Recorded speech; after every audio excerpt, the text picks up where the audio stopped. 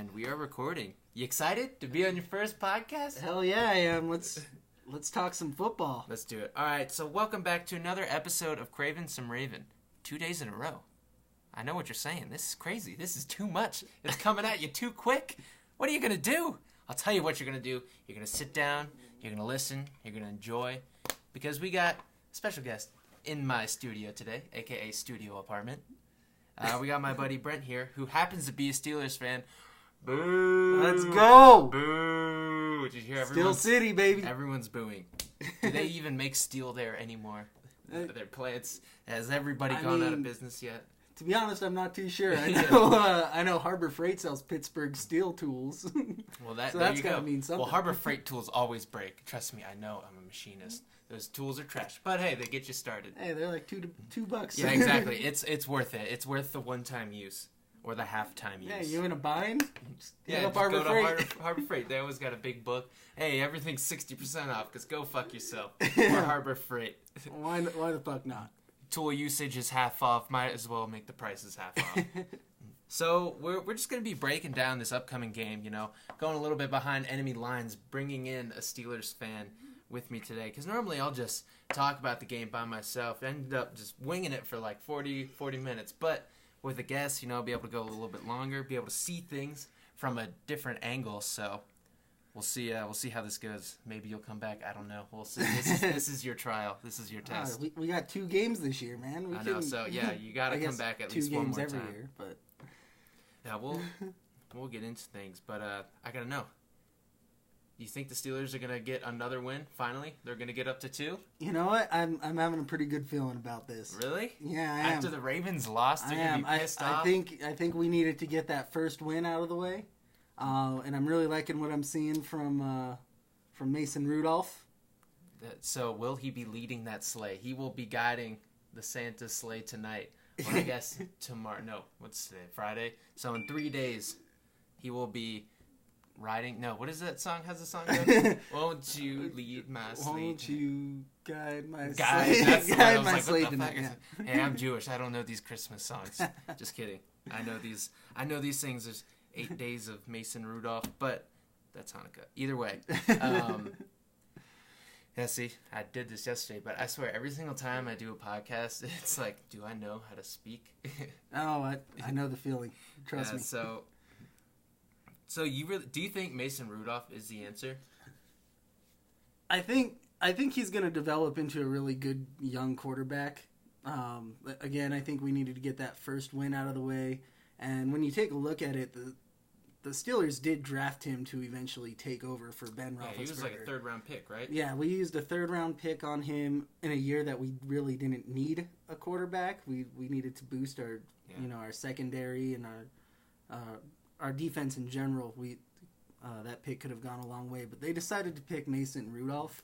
So I think they were looking toward the future on that, and I think his time has come. That same year, you guys also got James Washington, right? His wide receiver. I don't know if it was the same year, but you got teammates now. I don't know if James Washington is starting. I liked him coming out of the draft, but I don't know. Has he been producing for you guys? I know he was kind of a big play specialist. I don't really have his stats right in front of me, but I know he has. Just watching the games, I know he has a couple catches under Rudolph, and back at Oklahoma State, Washington was Rudolph's go-to man. So yeah. I think that connection is going to make a huge difference in the upcoming weeks. I don't know if we'll see it a whole lot this game, but yeah. You guys, your one win, it was against the Bengals. It was against the Bengals, but if you look at our first 3 weeks, we had a pretty tough start. Starting out with the Patriots, then we went to Seattle. Yeah. And then of course we had the Niners. So those were 3 tough games to start out the season. So I think at the time they were all undefeated too. Yep. At the time they were all undefeated. I know we looked like absolute trash against the Patriots. That was depressing to watch. Open the season welcome to the NFL season. Let's go. Oh fuck. It made my night shift at the state fair even more miserable than it already was. Here, take your fucking ticket. Yeah. Oh, I work EMS, so it's like... Okay, well, yeah. Well, here's your fucking Band-Aid. Bleed out. I don't give a fuck. Yeah. I don't care. CPR, fuck you. Yeah, man. And the Ravens kind of started off in the opposite way, playing two terrible teams and then a good team in the Kansas City Chiefs and then the Browns, who I don't, I think they're better than average, but I don't think they're like a great team. But then they end up destroying the Ravens. So now it's, what even is this Ravens team? What are they? Because they've always been a defensive powerhouse in the NFL, and this year they kind of started off that way, facing these terrible teams. But once they started going against good competition, obviously Patrick Mahomes and that offense, there's no one that's going to stop them this year. They're going to put up points no matter what. But then the next week you go up against the Browns and Baker interception Mayfield, and he's been cooking something up in the kitchens because, goddamn, they put up 40 points on us. And Baker Mayfield, he didn't even have a great game. It was all on the heels of Nick Chubb and that run game, and our defense just couldn't stop it. And I'm used to that. I'm used to the Ravens just having a stout defense. And if this is the trend that continues, we've had quite a few injuries on the defensive side, and I don't see how all of a sudden there's going to be this huge answer. Like, all of a sudden they just change their scheme and magically, oh, look, they're back. It could happen. That's the way the NFL goes. But I just, seeing what the Browns were able to do to this defense, I have little faith in our defense being able to stop anybody. I think the Steelers are going to be able to move the ball, even with, I don't think they have the offense that they used to have, but the Ravens don't have the defense they used to have. And Lamar, he's been consistent in like the stats he's been putting up, but it's just not getting it done. The offense isn't as good as bad as the defense is. I don't know, like it's not matching up. The defense isn't matching the offensive production, and it makes me nervous going against anybody now, because I always thought, we just need the offense to kind of pick things up, pick up the slack a little bit, and they did. But now the defense sucks. You can't have it both ways, apparently, at least in Baltimore. And do you think the Steelers are going to be able to move the ball against the Ravens?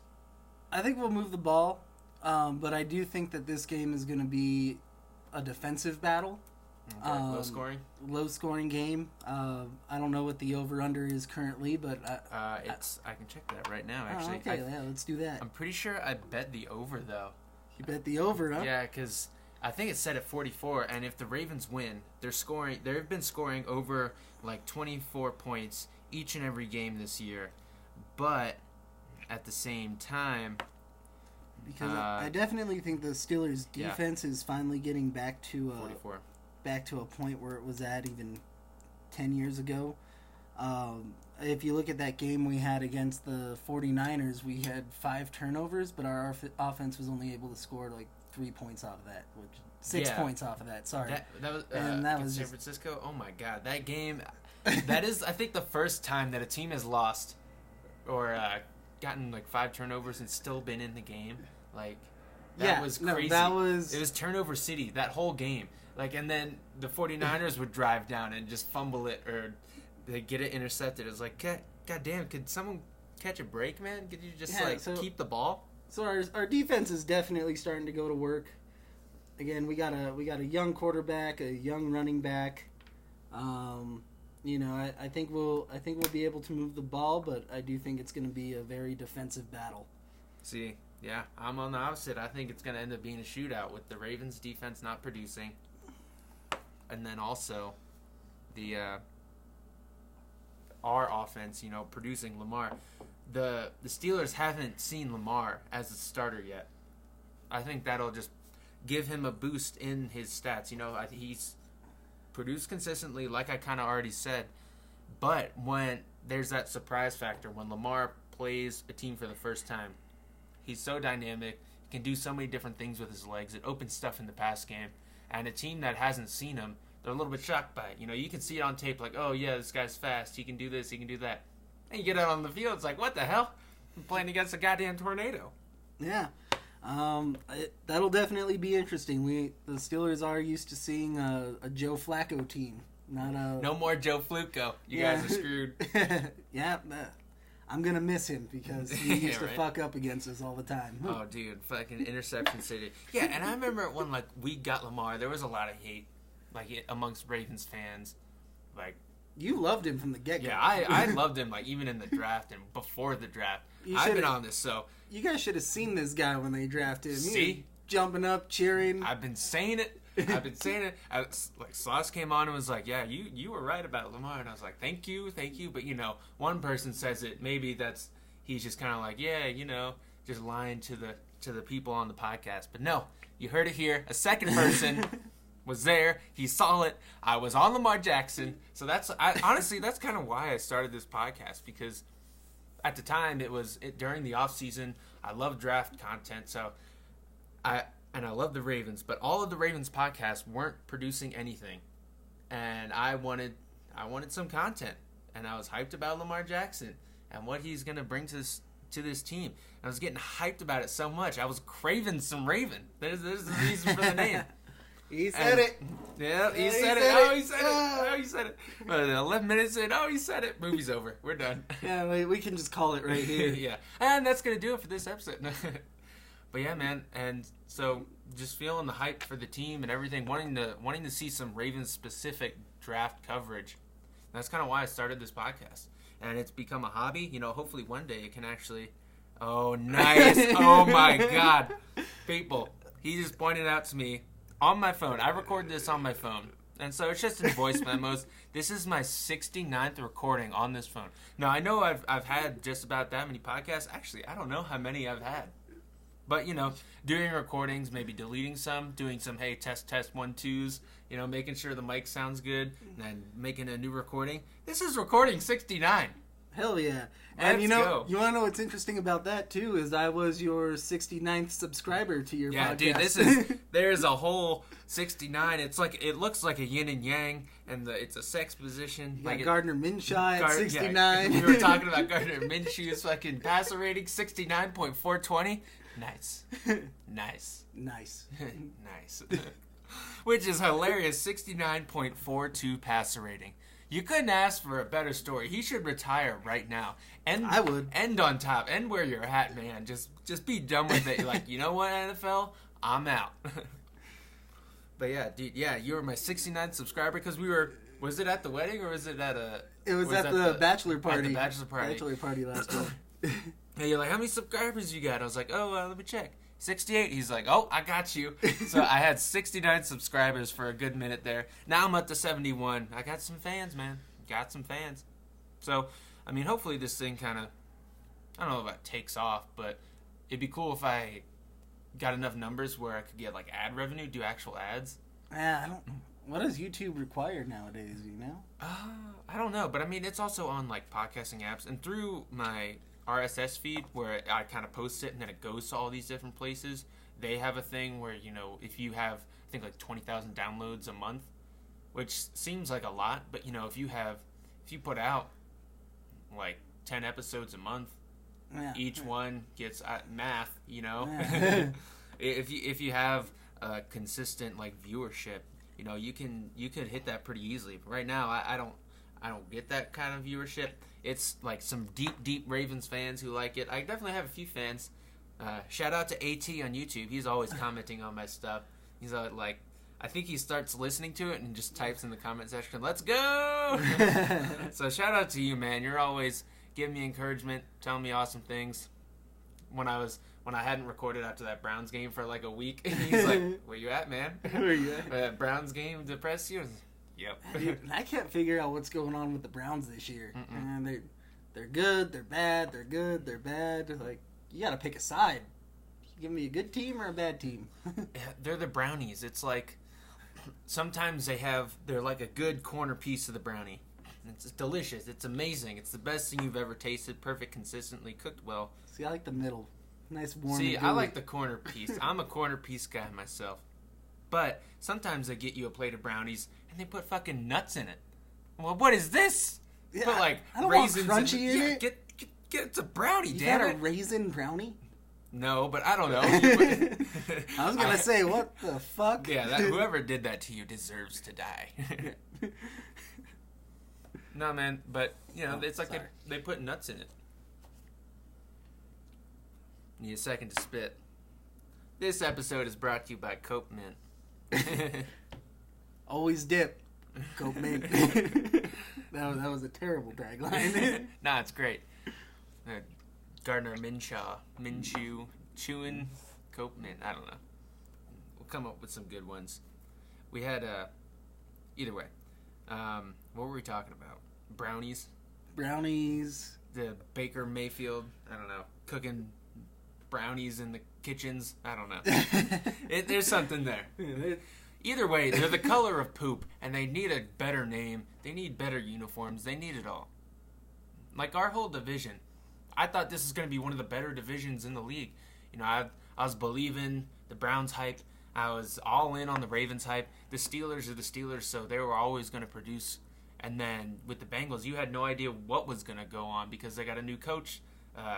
Andy Dalton's still there, so who knows? You know, Marvin Lewis is gone, so... Yeah, but they're still just as bad as always. Yeah, they'll have like one game where it's like, oh wow, they look amazing. Like that first game, you're like, oh, maybe they got something going on this year. Maybe. Oh my God. My bad. Who's calling? It's my mom. I'll call her back later.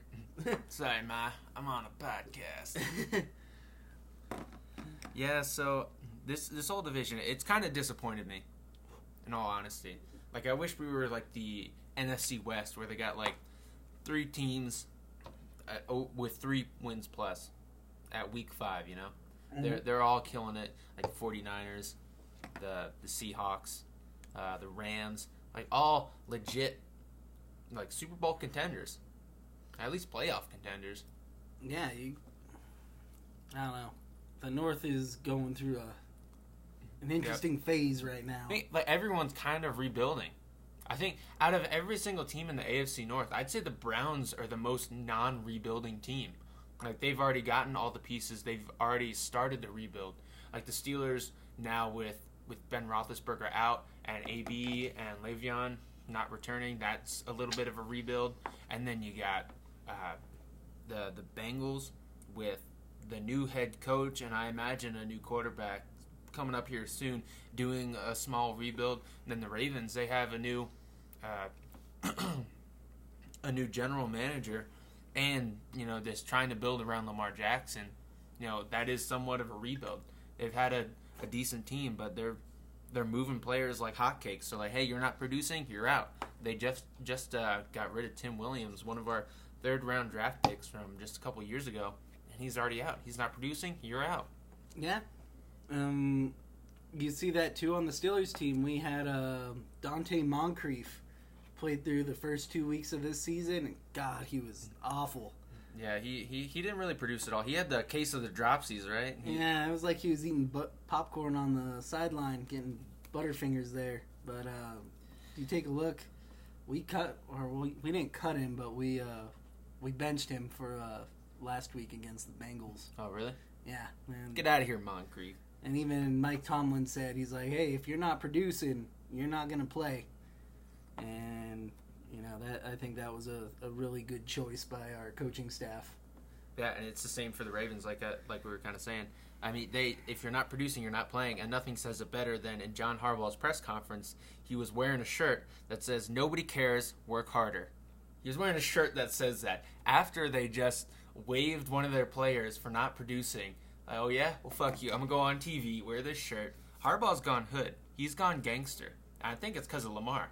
You know, your team is led by the quarterback, and, you know, the head coach's success or tenure is kind of based on how the quarterback does. And so you get a kid from Florida, you get a gangsta kid, always wearing chains, loving Kodak Black. And so Harbaugh, he's got to, you know, mirror that image, so he gets gangster. Wears shirts like, nobody cares, work harder. Which I think is awesome. But speaking of, like, new players, you guys, you know, all these players around the league are kind of doing, like, hey, this team sucks, I'm a great player, trade me, bitch. And one of those players was Minkah Fitzpatrick. And the Steelers, out of all the teams that were vying for him, the Steelers coughed up the first-round draft pick for Minkah. So, how's he doing? He's doing pretty good right now. Let me check his stats. I know I was watching him the last couple weeks, and he's looked pretty good. Right now, he has 1 interception for 14 yards.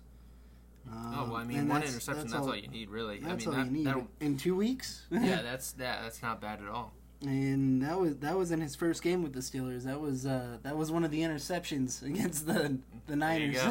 There you go. But no, he's looked pretty good. You can tell he definitely knows how to play at that position, and he was a good pickup for us. We needed to boost our secondary a little bit. But, like, was it worth it? Like, I know we were kind of touched on the rebuilding a little bit of, like, the Steelers team post-AB and post-Le'Veon Bell, and now with Ben Roethlisberger out. Like, was it a smart move to cough up a first-round draft pick to get a Minkah Fitzpatrick when there's tons of needs, I imagine, for your team? You got needs everywhere on the defense, in my opinion. I know you guys got Devin Bush kind of after Shazier. You got Devin Bush now coming in, and he seems like a great player. Everyone kind of in the draft process was thinking he was going to be good, but you still had questions in the secondary. I think you still have questions in the secondary. I don't think Steelers aren't known for their DBs, you know? No, we're a blitzing team. We're known for our linebackers and our D-line. But, you know, time will tell. When it came to the Minkah Fitzpatrick, my kind of thoughts on it were, I guess it's better to get someone that you know is a good player rather than taking a chance on someone who is great in college but might not make it in the NFL. That's true. That happens with first round picks all the time. Yeah. I mean, look at even Saquon Barkley right now, sitting on the bench. Picked him up in fantasy. He ain't doing shit for me. Well, he got injured. Yeah, he got injured, but even so, he. But I know what you're saying, because I mean, a lot of these players, it's like someone's like requesting a trade, like a Jalen Ramsey, and everyone on the Ravens, or like with Davion Clowney earlier in the year, every Ravens fan is like, we need to get him. Like, all the talk is, let's just get him, give up whatever. And some people say, no, it's not worth giving up that pick. You know, it's too valuable. And I understand that. You know, it's a lottery ticket, right? You know, the more lottery tickets you have, the more likely you are going to win in the draft. But at the same time, you don't know. It's unproven. There is way more undrafted rookie free agents playing in the NFL than first rounders. Like, there's a reason for that. You know why? You know, maybe it's because they have a chip on their shoulder. They need to work harder. You know, who honestly knows the reasoning? It's a case-by-case basis. Who really knows? But the value isn't what it actually is. You know, it's like first-round value. But is it even that? You know? Yeah. And then, you know, if you were to get a high number one, you know, you're probably going to end up with some diva who, the moment he comes within a year of his contract expiring, starts demanding ridiculous money that... Yeah, they've been good their whole life. They've been like, oh, you're the best at every single time. And then they enter the league, and it's like, oh, well, I mean, you're good, but you're not the best. You're not worth $100 million. No, you ain't worth that. I mean, if it's a high first-round draft pick, that's more likely. You're going to get the premier guy where everyone's like, yeah, this guy's going to be good. But even still, like, you don't know. Once the money gets involved, you don't know how people are going to react. You know, they've been scrounging together money. Maybe they've been getting paid in college. You know, who knows? A lot of college players driving some pretty nice cars. Yeah. So. Yeah, you know, they say NCAA rules, you're not allowed to pay your athletes, or they're not allowed to get endorsement deals or whatever. But I know even working over at UNM, I see some of our basketball and football players. Yep, and these teams are trash. You guys just need to look up UNM and you'll see what I mean. But they're over there driving like BMWs and Audis, and I'm over here like, how the fuck are you affording this shit? Yeah, I can think of one. You know, he would always come over to our homes. The basketball player is buddies with D-Wig. Not going to say his name. He would always come over. He had 2 different BMWs. I was like, man, how'd you get this car? Your family rich? He just started laughing. It was like, okay, so obviously there's some fuckery going on. And it's like, he's coming over. He's got all sorts of money. And it's like, bro, you're a college student athlete. You shouldn't have all this. You shouldn't be flaunting it. But, hey, at least now in California, they're changing that. They're allowing players to saw get that. paid, I think that's awesome. I think once California does this and all the talented athletes, they're all going to flock to California now. Yeah. And these California teams are going to take over. They're going to be the new SEC, you know? They're going to be the new vaunted teams, I guess. Like the USC is going to take over. Let's go Pac-12. UCLA, yeah, Pac-12, man, they're going to kill it. Especially offensively, you're thinking like divas playing football, wanting that money. You know, wide receivers are going to flock to LA.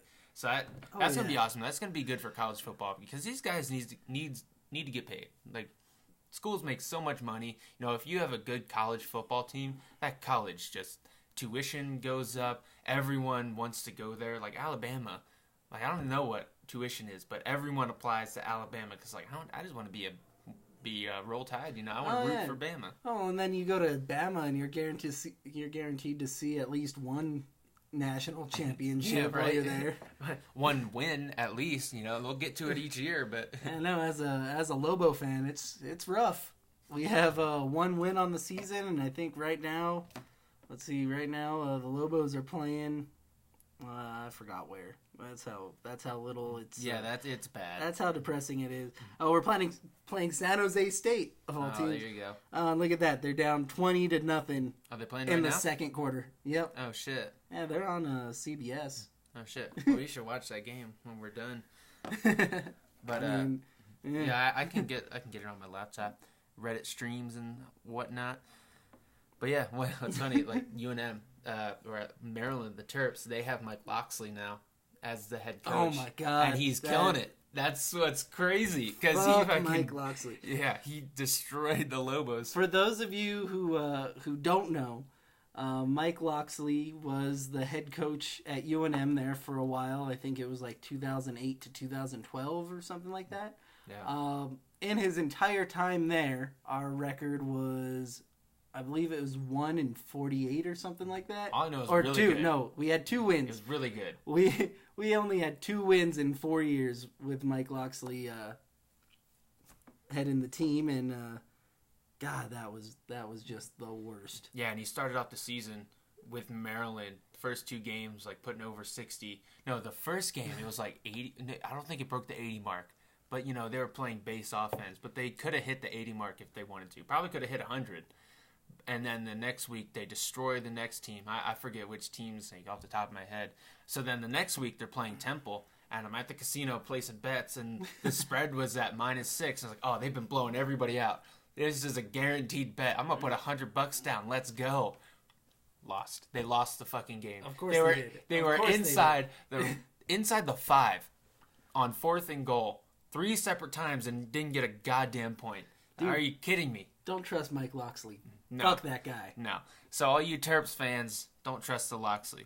I don't know. He's a real piece of shit, and you know he should never come to New Mexico again because everyone here hates him. Let's see what the Terps record is now. No, I don't want Wikipedia. I don't want to see their history. Let's see what we got here now. They're playing the Rutgers. Over under on this game 61.5. Should have bet the under. I wonder if you can live bet on NCAA football. But it's awesome. Yeah, I'm excited for the being paid and everything. Let's see standings. That'll probably be it. Oh, we are 2-2, so that's not the best, but it's better than the Lobos. We're sitting at I guess 2-2. Oh, boom! Oh, because our first win was against a D2 team that no one's ever heard of. And then, of course, we beat New Mexico State, so fuck yeah. Oh, we won that game? Nice. Did you end up going? I had to work it. I had to do medical standby. They won 55-52. Dude. Talk about a game with no defense. I thought State was going to win. They put up some good numbers against Bama, so. I was stuck dealing with drunk people, so I didn't get to watch the game, but I just kept hearing, touchdown Lobos, touchdown Aggies, and I was just like, I was just kind of sitting there going, what the hell? You had to hurt your neck watching that game. God, what the fuck? Because I remember last time I watched that game, it's the 2 state schools, I guess it's the university and the state school. They go at it, and New Mexico State, they had a wide receiver that Ravens fan are probably familiar with, Jaleel Scott. now on the Ravens, he's been a healthy scratch, which I think they should put him in because he's like one of these 6'5", tall dudes, super athletic. But for whatever reason, they're not playing him, and he killed it in the preseason. But it's like, come on, man, put him in.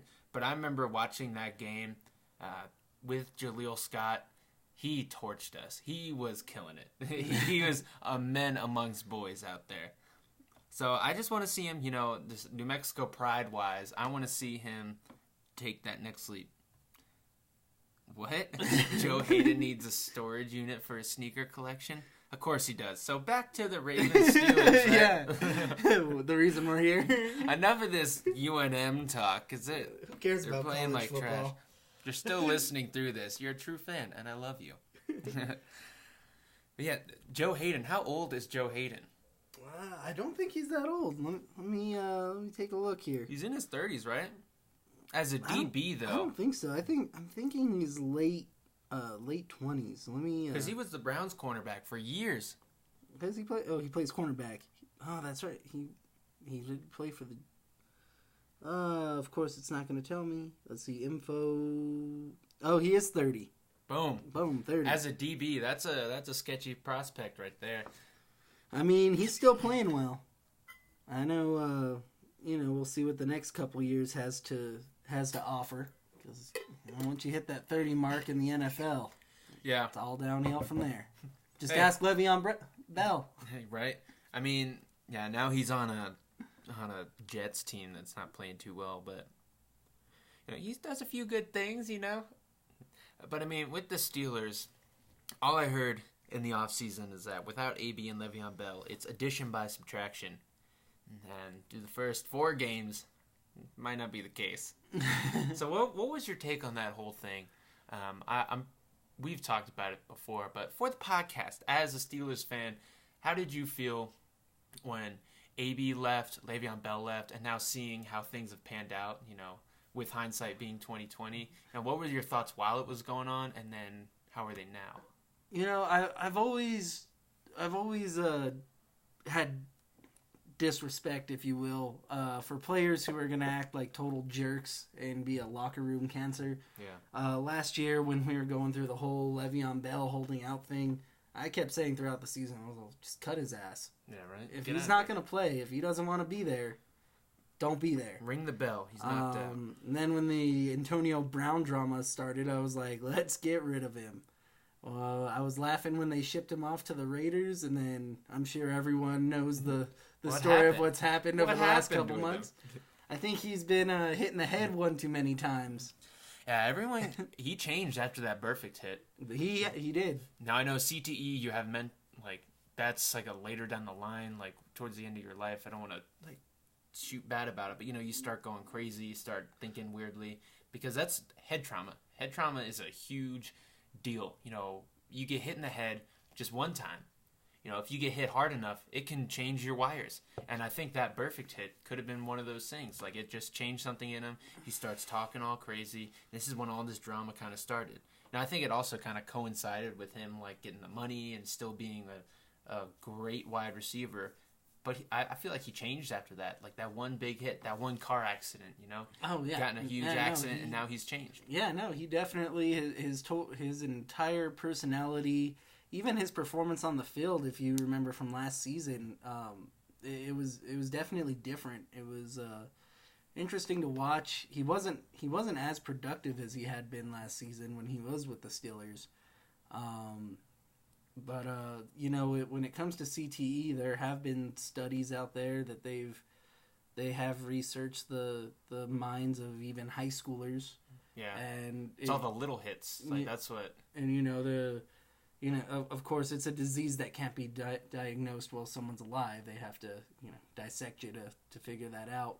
But they have studied high school athletes who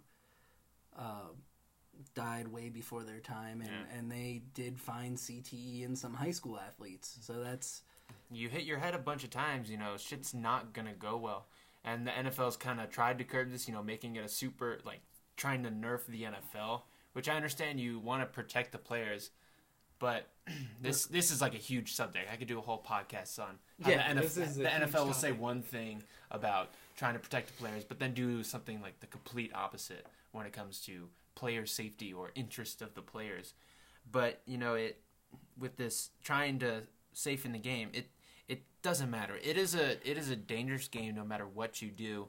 And even with all this information out, people are still going to play it. It's a fun game to play. Boxers know about this. This has always been a thing with boxers. You just get hit in the head repeatedly, but people still do it because they love doing it, and it's it's a means to an end, kind of like it's a way to get out of with a lot of like underprivileged like black communities. The only way out is through music or being an athlete.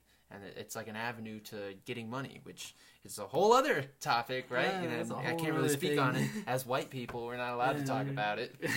I could feel the tension in the air just through the podcast when I mentioned underprivileged like communities in the inner city, But I mean, like with Antonio Brown, like this whole crazy stuff. He might not ever play again. All this stuff coming out with the sexual assault and everything. It's like, oh man.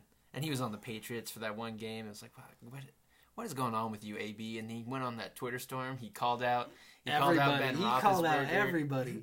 You see, where Big Ben was smart though was he paid the girl. Yeah. He paid the girl. Is your fantasy name still She's Lying, the Ben Roethlisberger story? No, I had it changed. But that was also a shout out to SAE. She's lying. She's lying. I forgot what I was going to say. Oh, yeah, there was a story a couple weeks ago too that Antonio Brown's accuser said, "Hey, give me a couple million and call it a day." And he refused. Fuck you, bitch. You notice with Ben Roethlisberger, he pay it. He paid it. That's different. That's a guilty man versus a non-guilty man. I am not condoning rape in any way, shape, or form. I thought you told me before the podcast that you condone rape in all shapes and forms. Don't you put words in my mouth. I do not condone rape at all. Sexual assault, anything like that. But I would have to say, at least she made something off of it. I know it's not like a really good thing to say. I find it troubling that anybody would have to even say that. I don't condone rape. It's like, whoa, that should be like a Captain Obvious thing, right? But anytime you talk about it, you got to say, hey, I don't mean this. But it's weird. There's like tons of you read the story and it's like there's history between these people, and I have a hard time believing some of it. It's like that sounds crazy, And actually, one of the key witnesses is a Ravens wide receiver, Antonio Brown's cousin, Marquise Brown, who started off doing great, and then the story comes out, and now he's not producing well. It's the distractions, man. Antonio Brown is a cancer, not just in his own locker room, but it's trickling out into other teams via Marquise Brown. Now, I'm not blaming Marquise Brown's lack of production these past 2 weeks due to Antonio Brown, but never know. Never know. Never know. But yeah, Antonio Brown's a cancer. I don't see him playing in the near future. Yeah. Maybe if he stays in shape and, not this season, definitely. No one wants the media attention. Yeah, who would sign him? It's probably going to be the Browns. The goddamn Browns next year. A team that would have to be super desperate. I mean, even Bill Belichick couldn't rein him in. Yeah, he was too much for Bill Belichick, and Bill Belichick had a freaking serial killer on his team. Yeah, man. But I mean, yeah, I don't know. AB sucks. I kind of wish he stayed in the rivalry. That's like the Ravens-Steelers rivalry. It's not what it used to be, because it used to be like Ray Lewis, Ed Reed, Palomalu, Big Ben, Terrell Suggs, these players, Hines Ward, going against each other. They had bad blood. They played against each other so many times. And in an NFL league now, that there's so much turnover, you don't get that anymore. And the rivalry hasn't been what it used to be. And at least AB is such a character, is such a crazy dude. He kind of at least had that rivalry a little bit, just doing crazy stuff and having big games, having like that Christmas game that they showed on NFL and each goddamn commercial for, I don't know, like 2-3 years. It seemed like it's like, all right, I'm done seeing it. But I mean, like the rivalry, it's not what it used to be. Do you think the rivalry's changed? I do. I remember back in the day, used to absolutely hate the Ravens. Yeah. Absolutely hated them. The games were always good, intense, come down to the minute, but you know, the last couple of years, I feel like it's definitely been on the decline. Haven't really had that old school, you know. Yeah, the wanting teams to kill each other. Yeah, the teams haven't been as good. The NFL's safer now, so it's not as like intense, and you don't have these high-profile guys like we were saying, you know, going at it, and it kind of hurts. And it used to be, I feel like, in the AFC North, everyone had a rivalry with the Steelers. Like the Steelers are the team that everyone's like, oh, we hate the Steelers. Everyone's hating them. Now I think it's turned to the Browns, where everyone has a rivalry with the Browns, and they're the team that everyone's like, all right, fuck this team. We're done with them. Because they got all the hype this year. They were the preseason Super Bowl champs, right? The paper champs. Yep. So everyone wants to buy a paper shredder, put them in it, and say, we're done with you, you Browns. Yeah. Get out of here. Get out of here, you dumb color. You're the color of poop. No one likes you. Color of shit. You shitheads. And, damn it, they're not number 2 in the division, so I can't make a shit joke with that. But I guess they're 2-2, so it's weird because you got the Browns right now sitting at 2-2, the Ravens at 2-2, the Browns lead the division, but the Browns are super hyped about being 2-2. That's how bad that franchise has been for so long. And as a Ravens fan, and you know, going through Ravens like Twitter, podcasts, videos on YouTube, everyone's like, the world is falling, everything's going to shit at 2-2. So it's like completely different, you know, views of your team with the same record, and it just goes to show like how much better the Ravens are as a franchise than the Browns, which is weird because they used to be the Browns, and yeah, I don't know what else to say. I kind of lost track of what I was talking about. I end up just monologuing. You know, usually when I do the podcast by myself, I just kind of like monologuing. just black out for 40 minutes. What the hell happened? Did I just do a podcast? Have to go back and review it later. What the hell did I say? But I never edit it. I just leave everything in. You know, fuck it. Just leave it in. Let it be, man. But what are your honest opinions of Lamar Jackson? Lamar Jackson.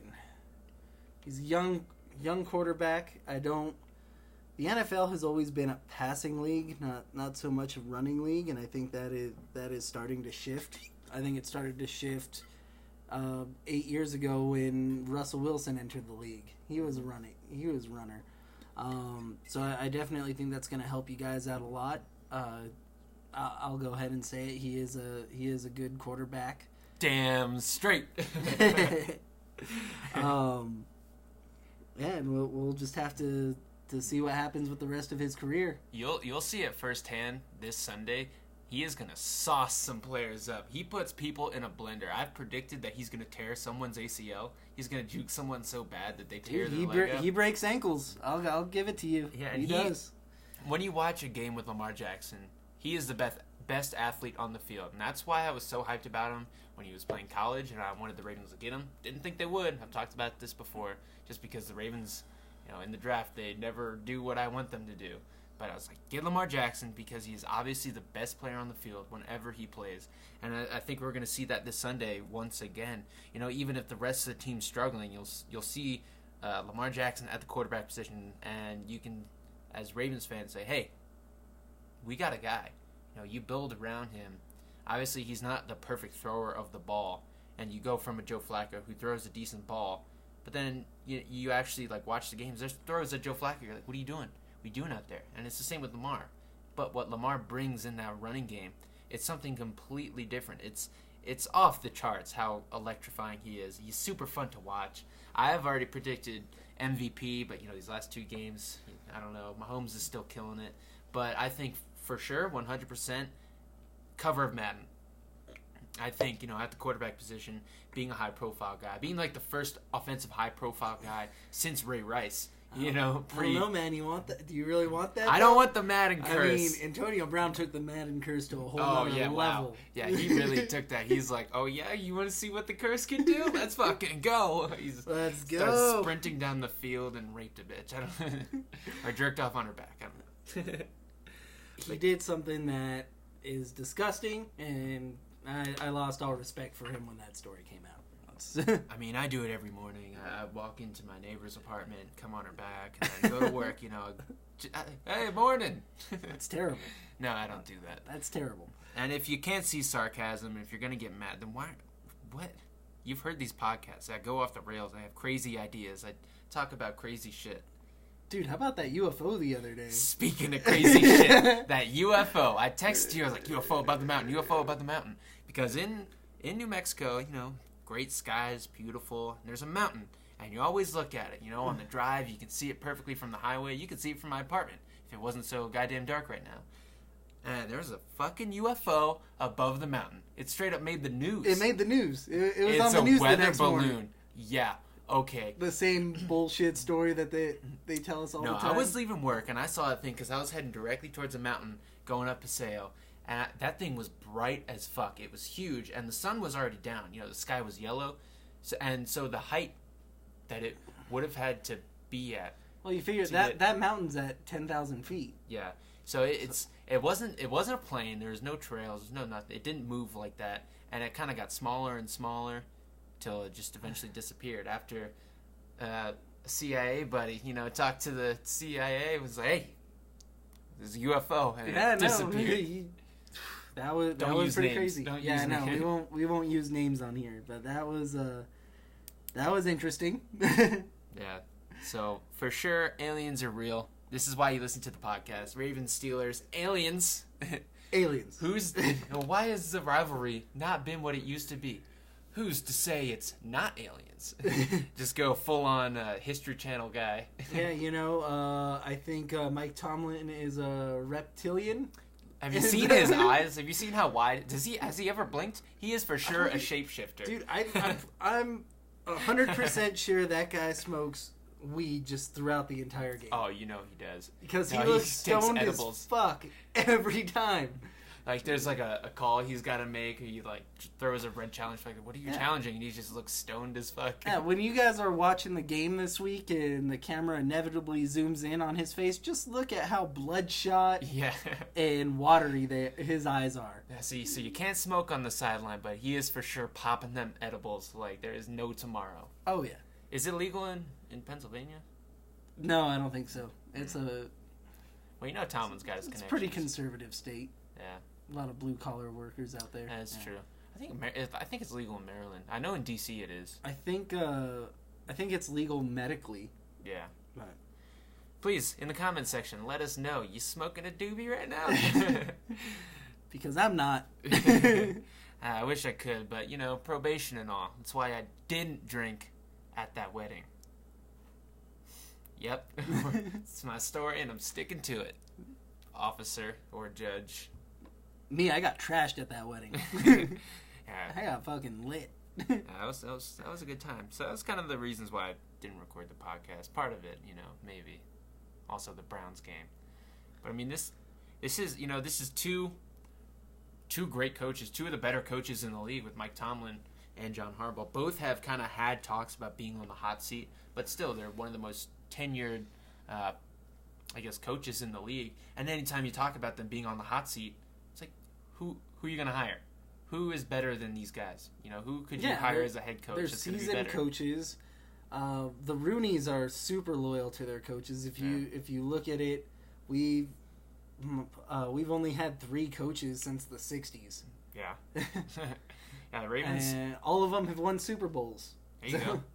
The Ravens, they've only had 2. I think they had 3. I think like their first years they had some guy, but they're like, nope, we're done with that after 1 year. And it's like, oh, here we go, right? So, but then they had Brian Billick and John Harbaugh. That's all it's been throughout Ravens history. They got 2 Super Bowls. Hopefully they can get another one. Hopefully Lamar Jackson can do that. You know, when he got drafted, he said they're going to get a Super Bowl out of me. Believe that, which is a bold prediction, but I think he can do it. I think he's one of the best athletes in the whole league. I think he's electrifying. I think he's fun to watch. And when the team's winning, he gets a bunch of attention in the media because he's one of those guys. And the Ravens haven't had one of those guys in a long, long time.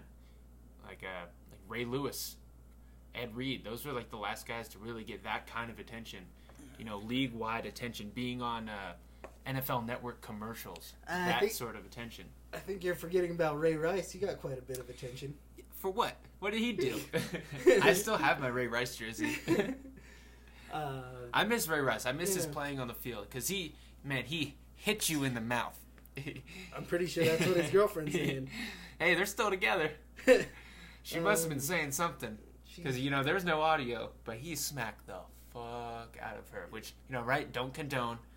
Don't condone. But damn, he hit her hard. Yeah. You could tell he is an NFL running back. I will say I'll never get in an elevator with Ray Rice. Nah, me neither. Where you going, Flory? Yeah, I'm out. It's all you, bro. Throwing some more dips. Copenhagen Mint, everybody. The cha. What cha mean? What cha mean? I wonder what the Vikings head coach Zimmer, I wonder where he dips. Because you saw the video of him throwing a dip on the sideline. He put it in his sunflower seeds to disguise it. You don't put sunflower seeds in your lip. Come on, bro. No, who was the coach a couple weeks ago where the video came out of like someone putting something in his hand and he just like walked off to the side and started inhaling it? Oh, no, that was... Was that college? No. Adam Gase. Adam Gase. He did one of those, what are those, smelling salts? He popped it right before the game and got those crazy eyes. Yeah, smelling salts. Smelling salts. Pretty sure it was... Not taking a little bumski, a little Teddy Bruschi, or a little hitting the slopes a little bit before the game, gonna get that snow tan. Either way, man. Yayo. Ayo for the yayo. Yeah, so I don't know. I really don't know what else to talk about with this game because I think this game, it's going to be a shootout. You said you think it's going to be a defensive battle. Yeah. The way the Ravens have been playing on defense, the way the Steelers in recent history haven't been playing well on defense, I think it's going to be a shootout. And the fact that I think Lamar's going to run all over the field, we still have a great running game. We have gotten over 150 rushing yards each game since Week 11 last year when Lamar took over. We've hit 200 3 out of 4 games, I believe. So we're going to continue to run the ball. And that's what I've been saying all year. Run the damn ball. I know you got some exciting weapons in the passing game, but the run game is working. Control the clock and run the damn ball. Dude, this group text is driving me insane. Yeah, that's why it's on my iPad. It shows up. I turn off the notifications on my phone. Like I'm tired of seeing it. Even like the Snapchat one. I turned off my Snapchat notifications in general. So, I mean, I bet the over. Just a $5 bet, so I'm hoping I hit that.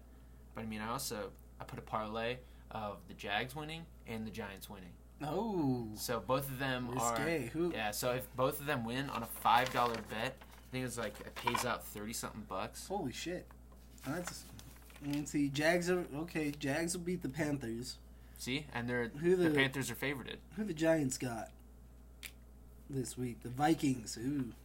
Yeah, but I mean, that's kind of Kirk Cousins. I don't believe in him. I think Saquon Barkley's going to play this week. It looked like he was. No, they way overpaid Kirk Cousins. That contract was ridiculous. Me and Sloss on these dick pic podcasts, we always just shit on Kirk Cousins. And this last episode, I don't know, our whole bit. I don't know how we got on it, but we kept saying something was like comparing it to orange juice, like level of pulpness. And Kirk Cousins is all pulp. He is just the rind of the orange. It's like, I want some orange juice. And they just give you a rind and just, like, squirt it in your eye. Like, here you go. Or he's like the shitty uncle at a barbecue. I get that the Vikings were desperate after Teddy Bridgewater went down, but not to pay that man. What's his contract?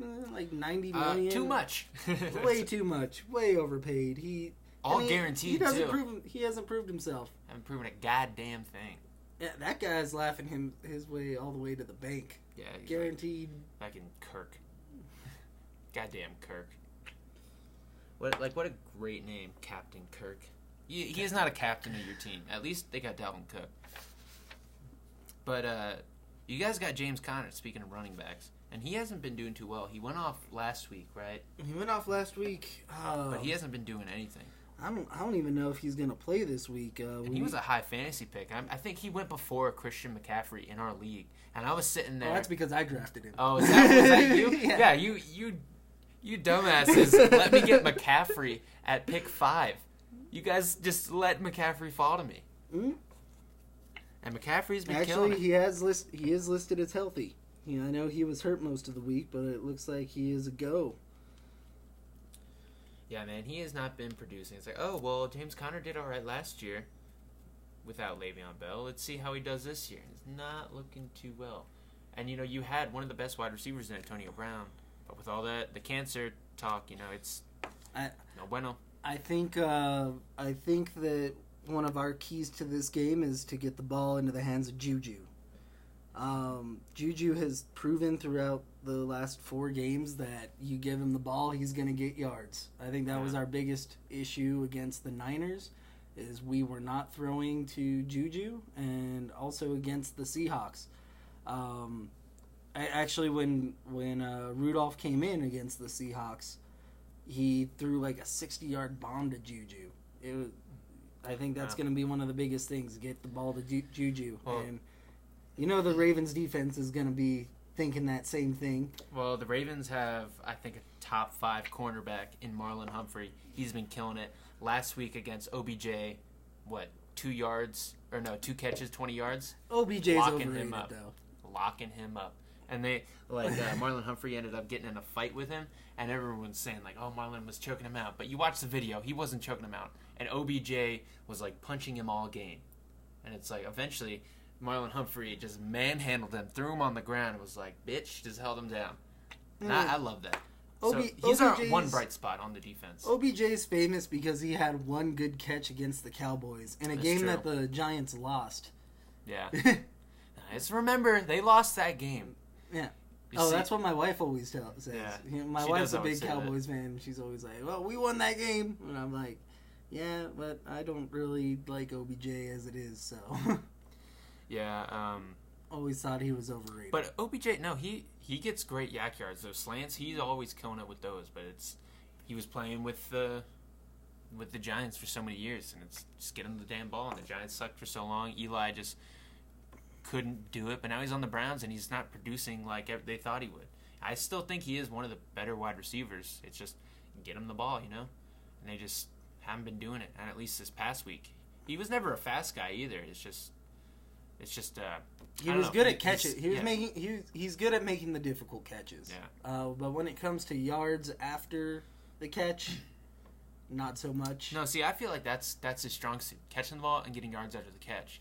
But he's not that fast, and that's why I believe Marlon Humphrey. That's why he was able to shut him down.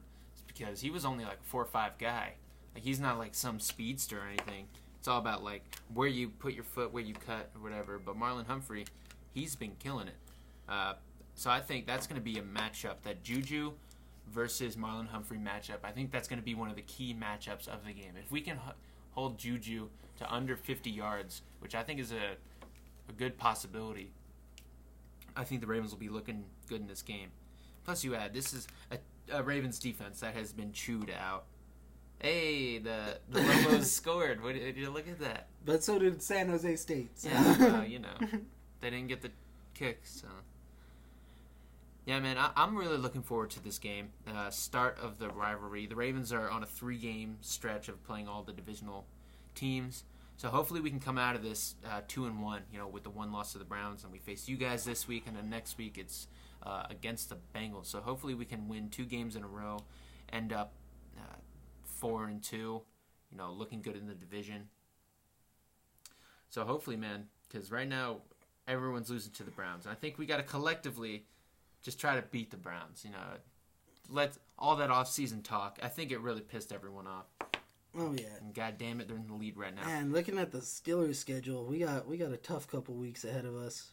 Right after the Ravens, we get the Chargers, which they're doing pretty good this year.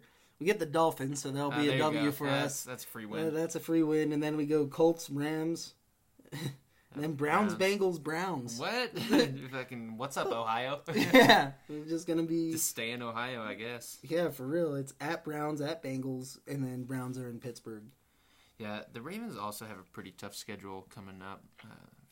look at it here. Yeah, because we got you guys this week, and then the Bengals. So that's 2 divisional games. Always a tough task. But then we got the Seahawks killing it. Then we got the Patriots after a bye, and they're the Patriots. Then we got the Bengals again. Then the Texans, a possible playoff team. Then the Rams. Then the 49ers. Then the Bills and the Jets. And then the Browns and the Steelers. So we end with you guys. So yeah, I'm really hoping that there's some playoff contention at the end of the year. The way the Steelers have started out, it's not looking that way. But hopefully, I hope the Ravens are already in the playoffs, and maybe they rest their starters, so maybe it'll be a good game. And again, Pittsburgh's a young team. I think it's going to take some development. I'm not sure if we're going to make it to the playoffs this year, being realistic. I hope we do, but starting out 1-3 is never a good sign. Yeah, no, I wonder what the odds are on that. It's probably about 1-2%. Probably not. It's probably better. But I wonder if any team has gone to the playoffs starting 1-3. Yeah, I don't know. It's a question for the statisticians out there. If anyone can tell us, just leave it in the comments. Let us know, science nerds. If you've made it this far into the podcast. Yeah, if you have, you're a trooper and you're a true Ravens fan. Or if you're a Steelers fan and listening to this, what are you doing? Huh? You didn't know this was going to happen. Yeah, you had no idea. You're going deep down into Ravens content to find this podcast. You're digging. Yeah, you are digging. You're craving some Steelers. Like you go to mine in the shafts of Pittsburgh some steel. I don't know. Do you mine steel or do you have to make it? I don't even know. Like iron. I think you have to mine the iron, and then I think you do something to make iron. You gotta heat it up. Either way, I don't know the process. I'm not a chemist. You don't? What the hell? This is why I brought you on. Because I know about steel? Yeah, exactly. We're playing the Steelers. I figured I'd bring in an expert on steel. I cut steel all the time. So hopefully the Ravens can do the same thing. Hopefully they can machine some steel down into a beautiful part worth $1,000. And get the W? I don't know.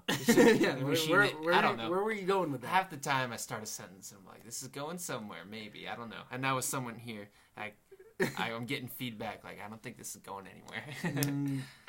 But all right, so we're going to take that steel. We're going to machine it down into the shape of a W. Boom. Get the win. You can sell it. You can paint it. It's going to look good on our wall of... I wonder what we are like total. Like John Harbaugh versus Mike Tomlin in the matchup. They're going to be showing that stat all game, like what the record is. I'm pretty sure it's even.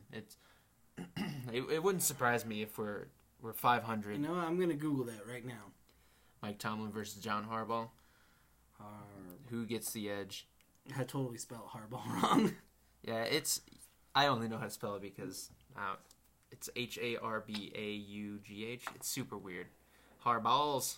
Dude, did you just hear that gunshot outside? Is that a gunshot? Yeah, you didn't hear that sound of the... Nope. That's not. Could be a firework. Oh, it could be a firework. Who has fireworks? Let's see... Those beginning of October fireworks that everyone's always setting up. Yeah, You've heard of July 4th, but how about October 4th? Oh, let's see...